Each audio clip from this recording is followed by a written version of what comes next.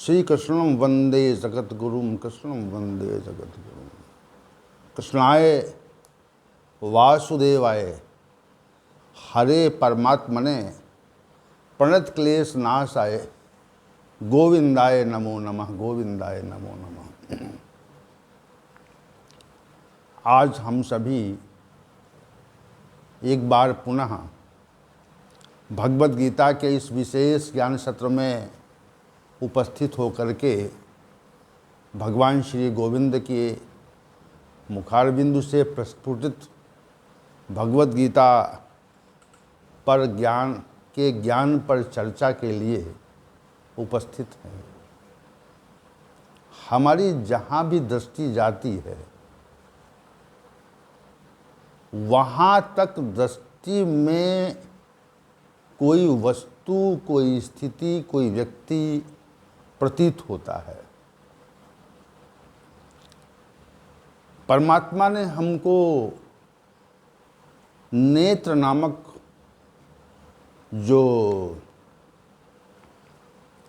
ज्ञानेंद्रिय प्रदान की है वह विशेष है। उस ज्ञानेंद्रिय से हम संसार की वस्तुओं को, स्थितियों को और समग्र क्रियाओं को नित्य देखते हैं, नित्य उनका दर्शन करते हैं। ये श्री भगवान की हम पे बहुत बड़ी अनुकंपा है। नेत्रेंद्रिय न होती, नेत्र रूपी ज्ञानेंद्रिय न होती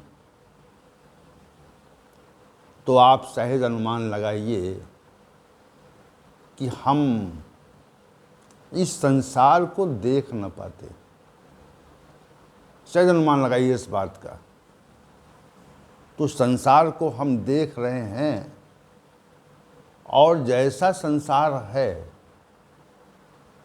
वैसा संसार हमारी दृष्टि में आता है। हम उसे अपनी दृष्टि में भर लेते हैं, देखते हैं। तो ये विशेष बात है।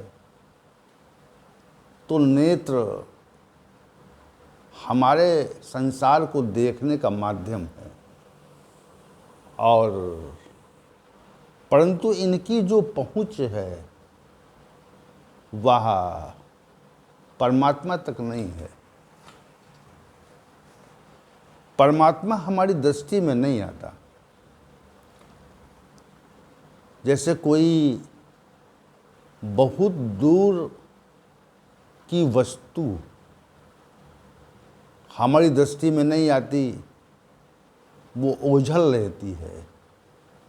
जैसे समुद्र के किनारे आप खड़े होकर के समुद्र को सामने की ओर देखें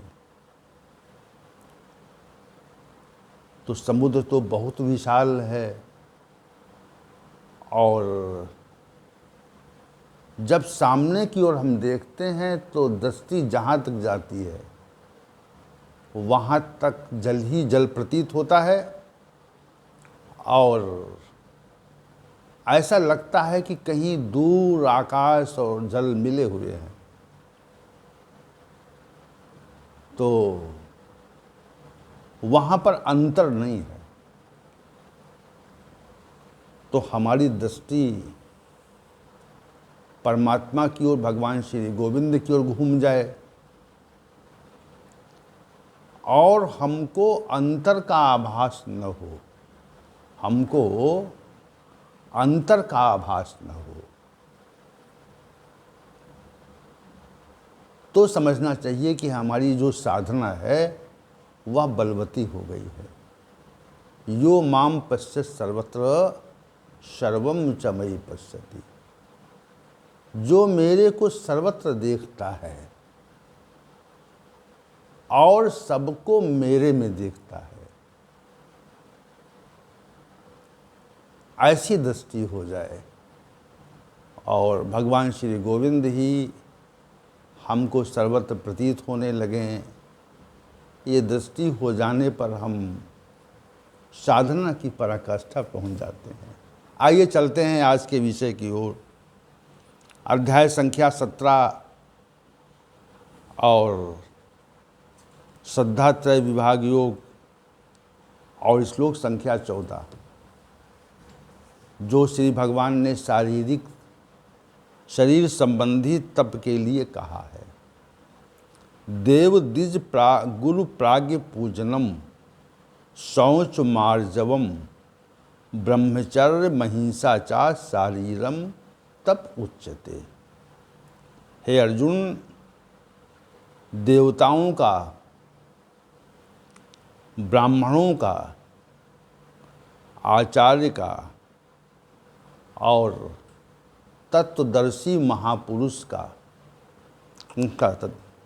पूजन, शौच अर्थात बाह्य और आंतरिक शुद्धि, आर्जवम मन और वाणी की सरलता, ब्रह्मचर्य, अहिंसा, ये सब शरीर संबंधी तप कहे जाते हैं। तो विगत सत्र में हम सभी ने देव द्विज गुरु प्राज्ञ पूजनम शौचम तक हम लोगों ने व्याख्या की थी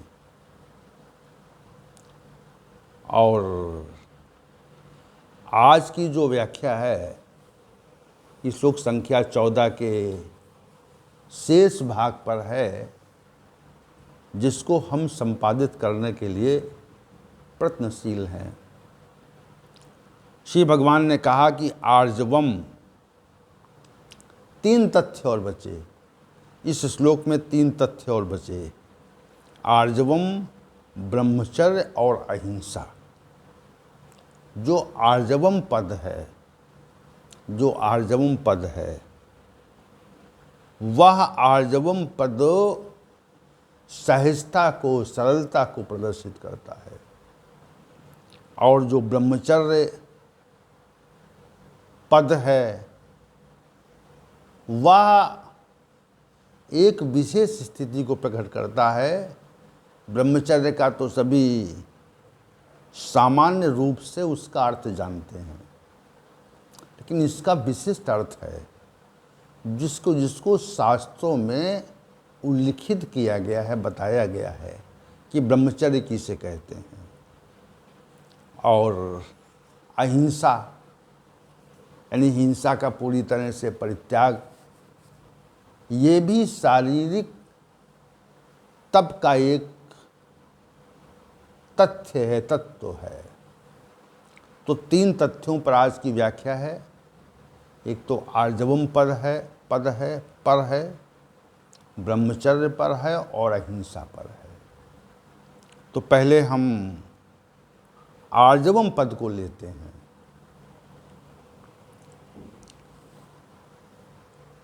हमारा जो व्यवहार है परिवार के प्रति, समाज के प्रति और अपने इष्ट मित्रों के प्रति व्यवहार सहज हो जाए। क्या हमारा व्यवहार सहज है कि नहीं है, सरल है कि नहीं है, ये विषय हमारे चिंतन का है कि हम व्यवहार में सहज हुए या नहीं हुए। हम व्यवहार में सहज और सरल हुए कि नहीं हुए। जैसे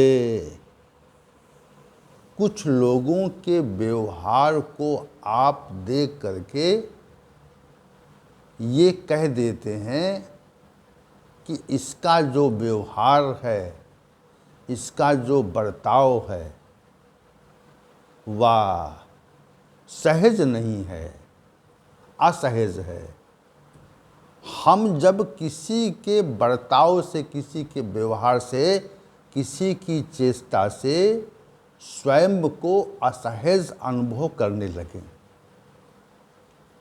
हमें असहजता का आभास होने लगे, तो समझना चाहिए जो यहाँ पर आर्जवम पद है उस आर्जवम पद का अतिक्रमण हो रहा है, उल्लंघन हो रहा है। आर्जवम जो पद है वो सामान्य पद नहीं है, जिसको श्री भगवान ने शरीर संबंधी तप का एक अंश माना है।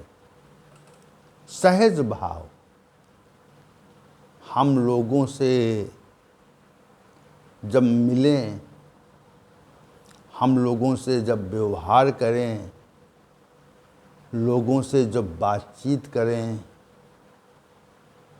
लोगों से जब चर्चा करें किसी विषय की, तो चर्चा ऐसी होनी चाहिए जिसमें असहजता न हो। जैसे वर्तमान समय में आप देखते होंगे कि संसद में चर्चा हो या मीडिया चैनलों पे जो चर्चा हो, वह कितनी असहज हो जाती है। जो विषय है, जिस पर चर्चा होनी, जिस पे वाद विवाद होना है, जिस पे हम अपने विचार देना चाहते हैं, वह विषय विकृत हो जाता है। हम अपने विषय से हट जाते हैं। असहजता है ये आर्जवम नहीं है। यहाँ तक कि हिंसा की ओर उन्मुख हो जाते हैं। वाद विवाद होते होते स्थिति हिंसात्मक हो जाती है। तो ये आर्जवम नहीं है। एक व्यक्ति अपनी बात को रखे, अपने विचार रखे, अपने मत को दे, किसी तथ्य की व्याख्या करे, तो उस व्याख्या से दूसरे लोग असहज न हो जाएं, सहज रहें। ऐसी प्रस्तुति हो जिससे लोगों के मन में कोई विद्वेष, कोई देश और पारस्परिक जो सौहार्द है वो समाप्त न हो। ऐसी प्रस्तुति, अपने विषय को प्रस्तुत किया जाए और विषय के प्रस्तुतिकरण में सहजता बनी रहे। वाद विवाद में सहजता बनी रहे, और सहजता अगर विलुप्त हो गई तो समझना चाहिए कि हम आर्जवम पद का अतिक्रमण कर रहे हैं। पहले कोई असहज करने वाली बात या तथ्य या विषय हमारे मन में आता है, मन उस पर विचार करता है, और विचार करने के बाद में जो असहज विषय है वह वाणी के द्वारा प्रकट होता है। वाणी हमारे विचारों को प्रकट करने के लिए, प्रकट करने का एक विशिष्ट माध्यम है। शरीर से भी, हाव भाव से भी प्रकटीकरण होता है, लेकिन जो स्पष्ट प्रकटीकरण होता है, स्पष्ट प्रकटीकरण जो है हमारी वाणी से होता है।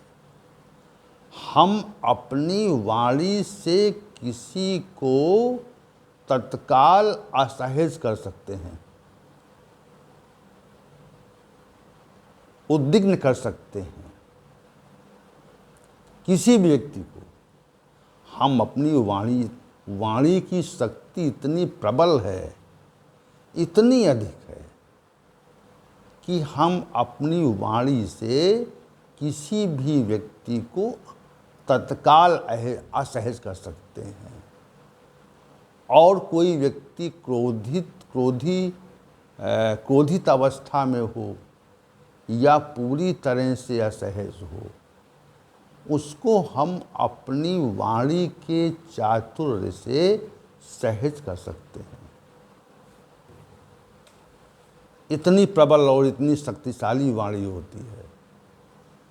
वाणी के प्रभाव को हमें वाणी के प्रभाव पर हमको निश्चित रूप से विचार करना चाहिए कि हम किसी अन्य व्यक्ति के से जब कोई वार्ता करें तो वो वार्ता उसको असहज न कर दे, उसको उद्विग्न न कर दे। अगर उद्विग्न करती है तो समझना चाहिए कि आर्जवम पद जो श्री भगवान के द्वारा इस श्लोक संख्या 14 के उत्तरार्ध भाग के अंतिम भाग में प्रस्तुत किया गया है, उसका विखंडन हो रहा है, उसका अतिक्रमण हो रहा है, उसका उल्लंघन हो रहा है। तो आर्जवम पद को श्री भगवान ने शरीर संबंधी तप माना, शारीरिक तप माना। हम स्वयं सहज रहें और दूसरे को भी सहज रखें। हम स्वयं सरल रहें और दूसरे को भी हम सरल रखें।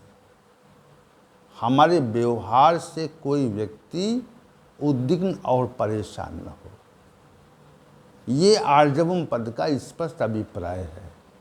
तो श्री भगवान के द्वारा श्लोक संख्या 14 में शरीर संबंधी तप के संबंध में कहा गया है।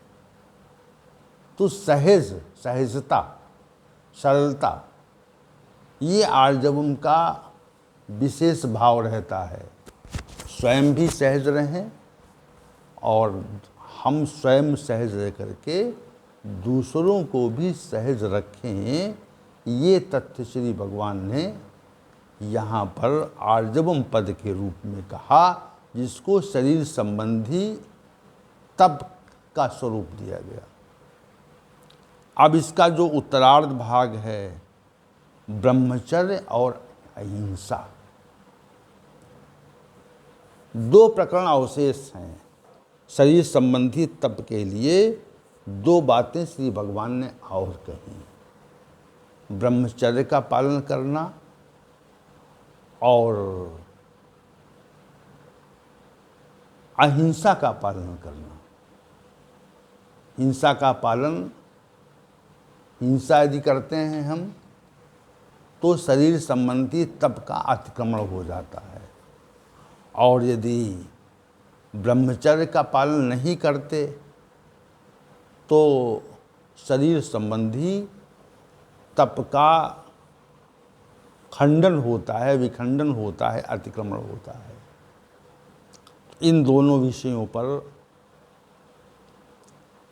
हम आज अपने विचार देंगे कि ब्रह्मचर्य क्या है।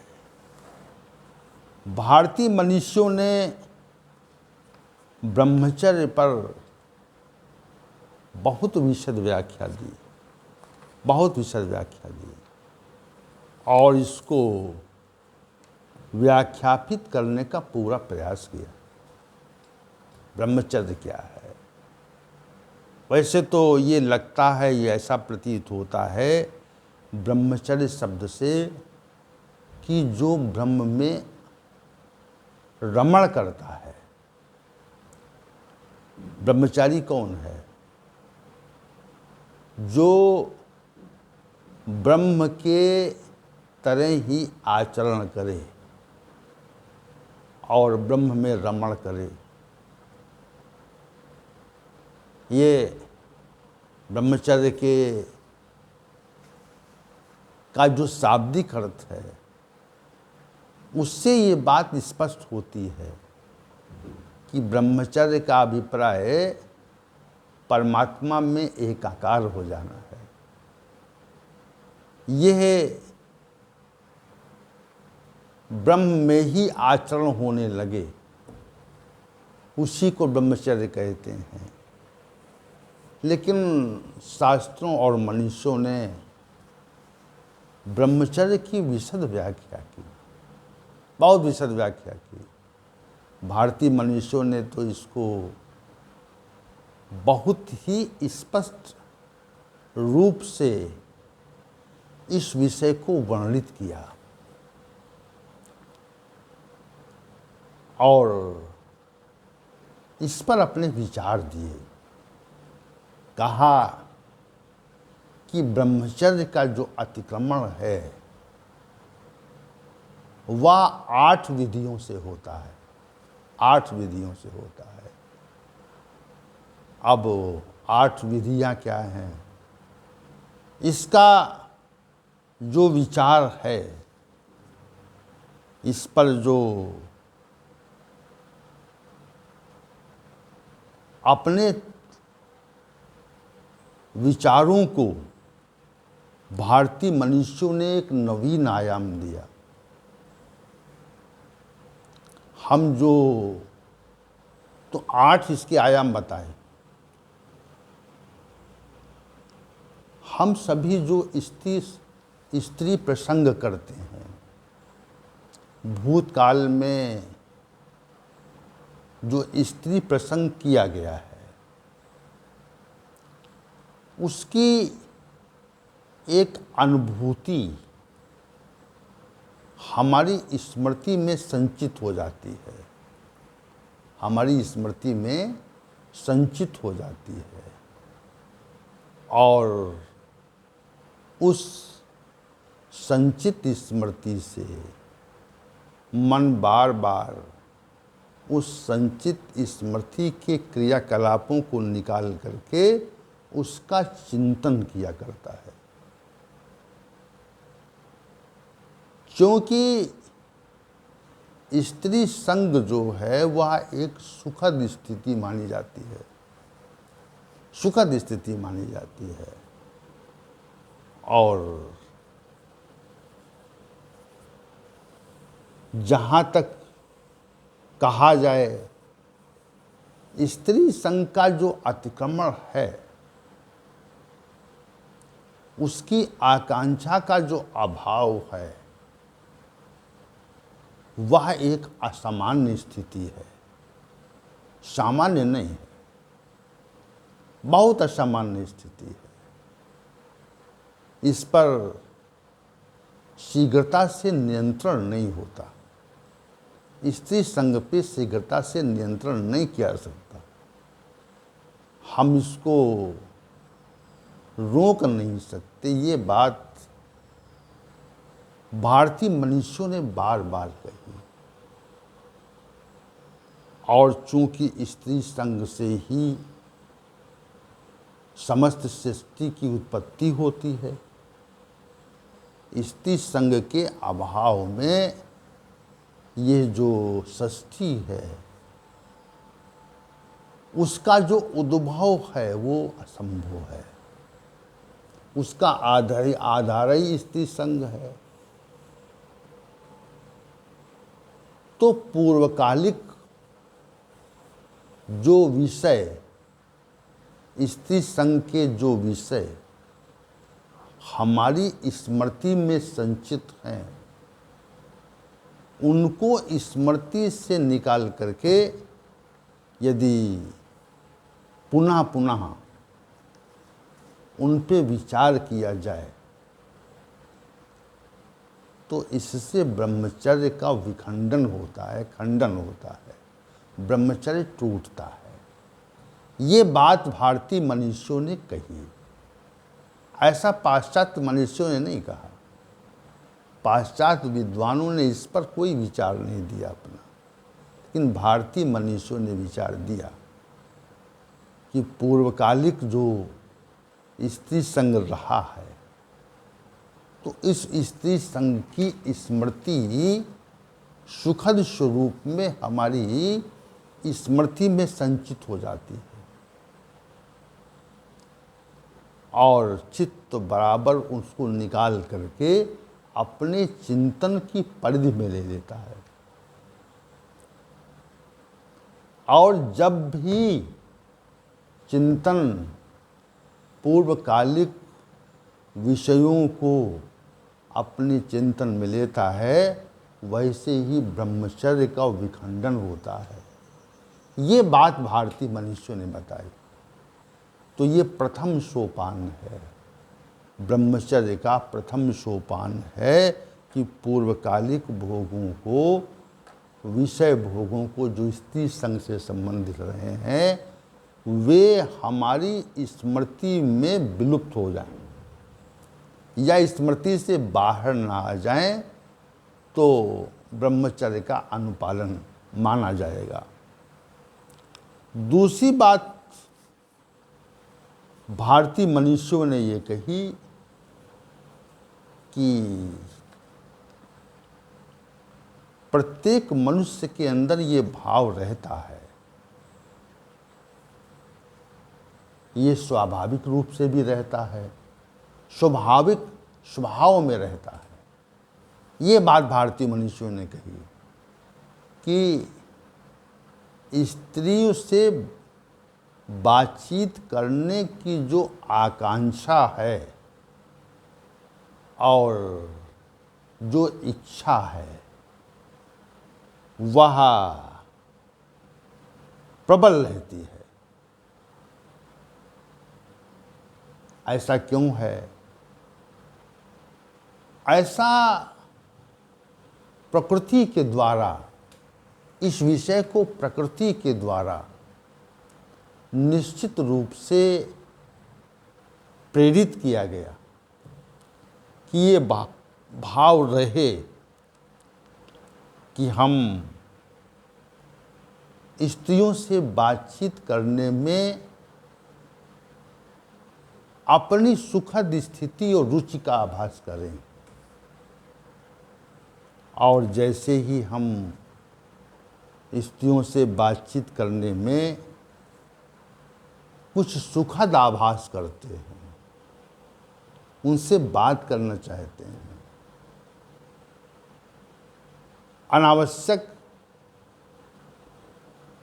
बातचीत करने का प्रयास करते हैं, ये उत्कंठा जागृत होती है, तो समझना चाहिए कि हमारा ब्रह्मचर्य व्रत खंडित हुआ है। उत्कंठा जागृत होने पर विचार मन में आ जाए, देखिए कितनी सूक्ष्म बात हमारे मनीषियों ने कही, विचारे उत्पन्न हो जाएगा। विचार के आने पर हमें ये समझना चाहिए कि वास्तविक रूप से हमारे ब्रह्मचर्य का खंडन हुआ है। ये विशेष बात है, ब्रह्मचर्य खंडित हुआ है। ये दूसरी बात है जो हमारे भारतीय मनीषियों ने कही। और तीसरी बात जो ब्रह्मचर्य के विखंडन से संबंधित है, स्त्रियों से राग रंगपूर्ण बातचीत करना, उनसे ठिठोली करना, उनसे बातचीत करने का में सुखद अनुभूति करना, इसको ज़्यादा व्याख्यापित करने की आवश्यकता मेरी समझ में नहीं है। हम जब स्त्रियों से बातचीत करने में सुख का आभास करते हैं और उनसे बातचीत करना चाहते हैं, तो ये निश्चित रूप से समझना चाहिए कि हमारा जो ब्रह्मचर्य व्रत है वह निश्चित रूप से खंडित हुआ है। यह तीसरा विचार भारतीय मनीषियों ने ही दिया, ये विशद विचार है। भाव का परिवर्तन हो जाता है, भाव का परिवर्तन हो जाता है। इसलिए यह तथ्य भारतीय मनीषियों ने कहा कि स्त्रियों से विशेष प्रकार की स्थिति में बातचीत करना यह ब्रह्मचर्य को खंडित होने का विषय है। चूँकि आज के सत्र का समय समाप्त हो गया है और कल के सत्र में भी हम इसी विषय पर चर्चा करने का प्रयत्न करेंगे। आज के सत्र के समापन की उद्घोषणा और कल के सत्र के आमंत्रण का प्रेमपूर्ण सहज आमंत्रण। ओम सहनावतु सहनौ भुनक्तु सह वीर्यं करवावहै तेजस्विनावधीतमस्तु मा